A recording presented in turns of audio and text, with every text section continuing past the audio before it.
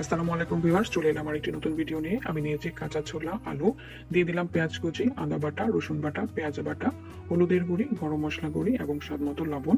আমি কিন্তু মরিচ ব্যবহার করছি না, যেহেতু আমার বাসায় ছোট বাচ্চা আছে, সে তো খেতে পারবে না, তাই জন্য মরিচ দিচ্ছি না। আমি এটা ঢাকনা ছাড়াই সেদ্ধ করে নিব, কারণ আমি পাত্রটি যেহেতু ছোট নিয়েছি। আপনারা চাইলে ঢাকনা দিয়ে সিদ্ধ করতে পারেন। এই দেখুন আমার আলু এবং ছোলাটি সিদ্ধ হয়ে এসেছে। আমি এখন আলুটি ছোট ছোট পিস করে নিব। পিস করে নেওয়ার পরে এটা আমি কষিয়ে নেওয়ার সময় আলুটি দিয়ে দিব ছোলার মধ্যে। দিয়ে দিলাম স্বাদ মতো পরিমাণ মতো তেল। আমি এখানে সরিষার তেল ব্যবহার করছি, আপনারা চাইলে সয়াবিন তেল ব্যবহার করতে পারেন।